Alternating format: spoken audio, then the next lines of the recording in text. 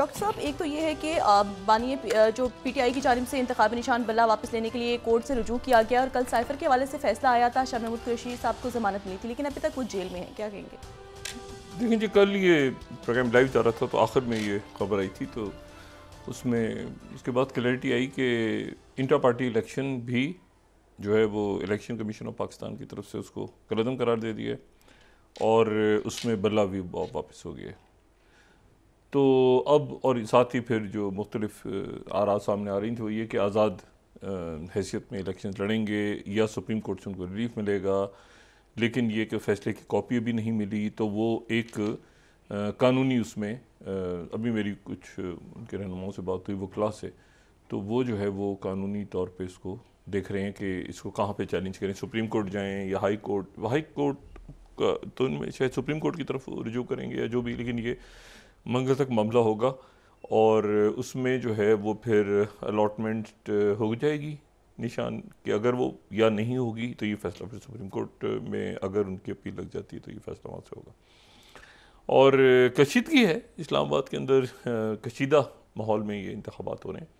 शाह महमूद कुरैशी साहब की रिहाई आज नहीं हो सकी और कल जो हमने बात की थी कि वो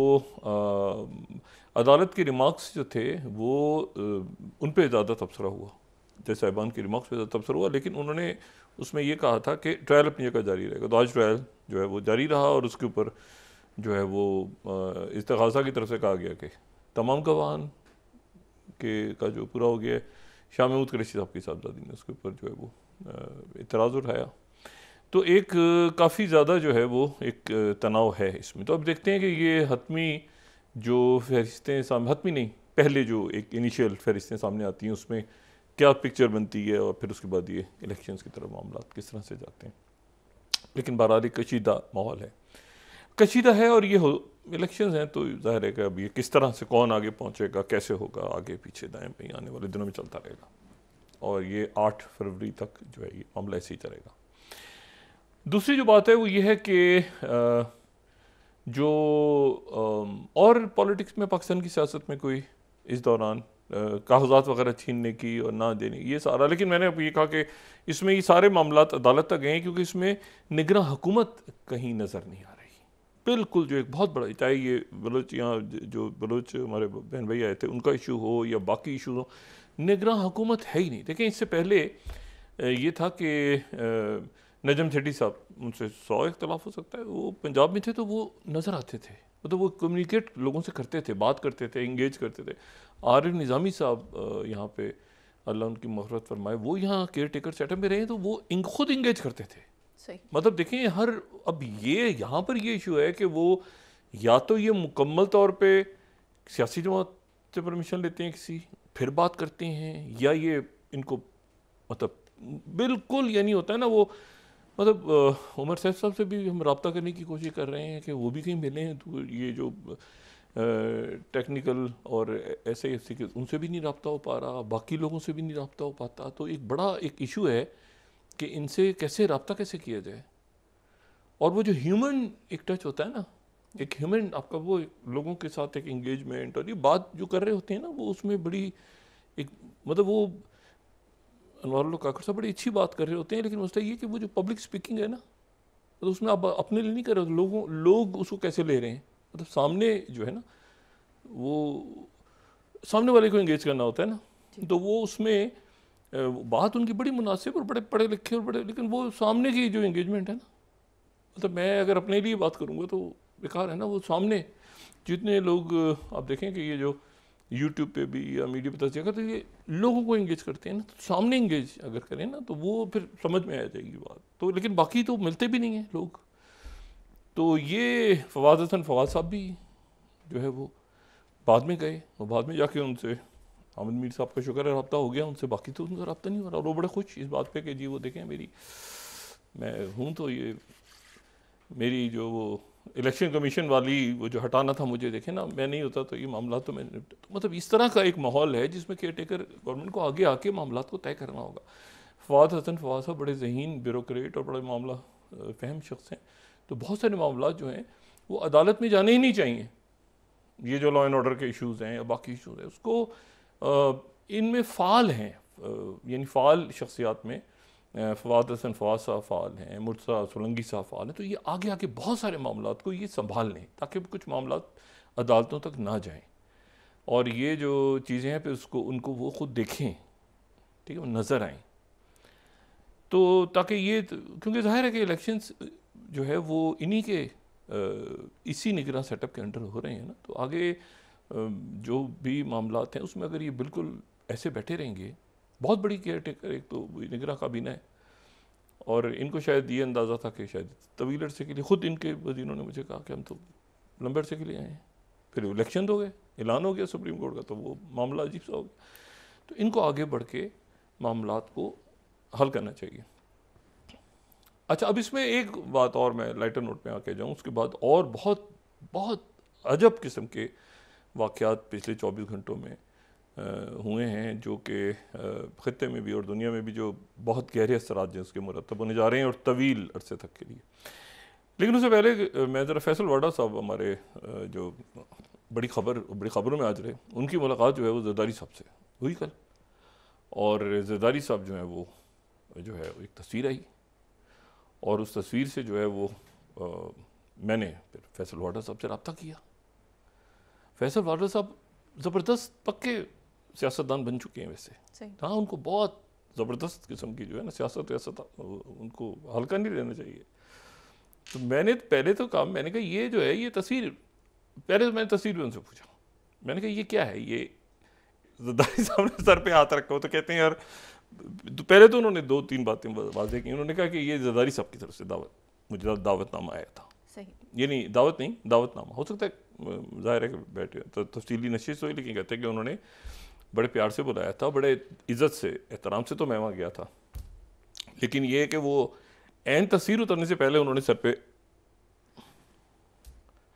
हाथ रख दिया, तो वो तो मैंने कहा यार दूसरी तस्वीर उतरवा लेते। अब कहते हैं वो तस्वीर रिलीज़ हो गई वहाँ से, तो वो फिर उन्होंने वजाहत की कि उन्होंने कहा, तो अच्छा मैंने पूछा इलेक्शन मुबारक हो, टिकट, कहते नहीं, मैं तो पीपल्स पार्टी में ज्वाइन नहीं कर रहा, और ना जो है वो टिकट का तो सवाल ही पैदा नहीं होता। तो मैंने और कुरेदा उन्हें, मैंने कहा अच्छा, मैंने कहा फिर ये बताएं कि नवाज शरीफ साहब की तरफ से अगर आपको दावत आएगी तो जाएंगे? कहते हैं दावत आएगी तो बिल्कुल जाऊँगा, अगर बुलाएंगे तो मैं जाऊँगा बिल्कुल। मैंने कहा अच्छा चलें। इस मरहले से भी निकल गया। फिर तीसरा सवाल किया मैंने उनसे, मैंने कहा ये बताएं कि बानी चेयरमैन तहरीक इंसाफ की तरफ से अगर आपसे कहा जाए कि आएँ तो क्या आप आएंगे, जाएंगे? अब मैंने कहा ना पक्के सियासतदान हो गए, तो कहते हैं हाँ मैं बिल्कुल जाऊँगा, और मैं तो बिल्कुल जाऊँगा अगर उनको कोई, जिस वक्त भी उनको मेरी वो समझेंगे कि कोई ऐसा मामला है जिसमें मैं कोई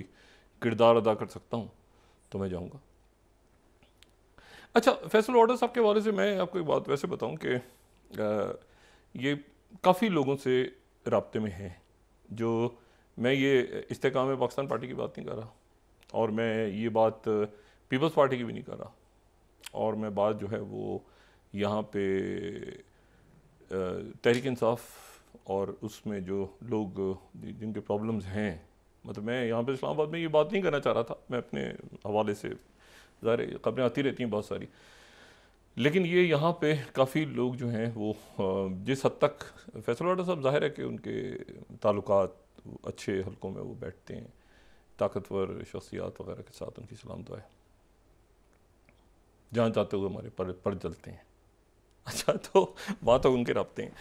तो वो फैसल वाडा साहब जो है वो इतना मुझे इल्म है कि चंद शख्सियात के जो प्रॉब्लम्स थे वो उसमें फैसल वाडा साहब जिस हद तक मदद कर सकते थे उनकी, कि मिसाल के तौर पे चंद रोज़ पहले मैं, मतलब ज़ाहिर है कि इसकी कोई तरदीद, मेरा नहीं ख्याल कि फैसल वाडा साहब इसकी तरदीद करेंगे या शेख रशीद साहब तरदीद करेंगे। शेख रशीद साहब के जो प्रॉब्लम्स थे, इश्यूज़ थे, उनके टेलीफोन वगैरह की वापसी और जो भी उनके, तो उसमें फैसल वाडा साहब का एक रोल था। फवाद चौधरी साहब के भी उनसे रब्ते थे, लेकिन बाद में बीच में बात ख़राब हो गई कहीं, तो वो मामला उलझ गए। तो काफ़ी जो यानी जो भी कहीं इश्यूज़ इनको नज़र आ रहे हैं ना, तो फैसल वाडा साहब खामोशी से दूसरी किसी पार्टी में नहीं जा रहे, और वो इनके इश्यूज़ को रिजॉल्व करें जहाँ तक हो सकता है फैसल वाडा साहब से। तो इन्होंने कहा अच्छा, फिर मैंने कहा यार आप तो चंद रोज़ पहले जो है ये मुख्तलिफ बात करते थे पीपल्स पार्टी, और इनका नुक्ता नज़र तब्दील हो गया आपका। कहते हैं मेरा नुक्ता नज़र वही है। मेरा नुक्ता नज़र इलेक्शंस के हवाले से भी वही है और इन पार्टियों के, मैंने कहा पक्के सियासतदान हो गए, पक्के सियासतदान हो गए और कहते हैं कि मैं अपने मौके पे खड़ा हूँ। तो मैंने कहा चलिए ये तो बड़ी एक दिलचस्प बात है कि इस पूरी सिचुएशन में तो, लेकिन ये कि ज़रदारी साहब की उन्होंने बड़ी तारीफ़ की, कहते हैं कि वो बड़े इज़्ज़त से और बड़े तरीके से मुझसे मिले और मुल्क की सियासत पे और आगे पीछे हमारा तबादला ख्याल हुआ और मतलब मुतासर ज़रदारी साहब से वो नज़र आए, लेकिन पीपल्स पार्टी में वो नहीं जा रहे। और उन्होंने कहा नवाज शरीफ साहब, अब नवाज शरीफ साहब को बुलाना चाहिए, मेरा तो बुलाना चाहिए। फैसल वाडा साहब को ज़रूरी हो कि दावतनामा मंगवाएं ताकि वहाँ जाएं। अच्छा, वो जो जिन शख्सियात के साथ उठना बैठना है ना फैसल वाडा साहब, वो 1 मिनट में नवाज शरीफ साहब भिजवा देंगे दावत बैलेंसिंग एक्ट हो जाए। Anyway, on a lighter note, तो ये देखेंगे अब इलेक्शन आगे किस तरह जाते हैं और ये तलखी किस तरह कम होती है, कशीदगी किस तरह कम होती है, इलेक्शन कमीशन किस तरह फ़ाल होता है, अदालतें क्या रोल प्ले करती हैं और निगरान हुकूमत आगे आ जाए, ताकि ना ये मामला जो है ये इस्टेब्लिशमेंट की तरफ जाए ना अदालतों की तरफ जाए। ये मामला जो सियासी लोग, ये भी सियासी लोग हैं, ये जो इसमें हैं केयर टेकर में भी, लेकिन फ़ाल नज़र नहीं आ रहे। मैंने आपसे कहा ना लोग, मतलब है कि अनवर काकड़ साहब आगे खुद आ जाएँ, खुद आगे आगे ड्राइविंग सीट पे कि ये मैं देखता हूँ, ये मैं देखता हूँ, ये मतलब बजाय इसके कि वो मतलब पब्लिक से बात करें ना, वो लोगों से बात करेंगे ना तो वो ज़्यादा बेहतर कम्युनिकेट करेंगे, ठीक है ना, वो ज़्यादा उनको समझा सकेंगे, बात कर सकेंगे। वो तो ये वक्त होता है तो इसको थोड़ा सा कशीदगी को कम करना इनका काम है।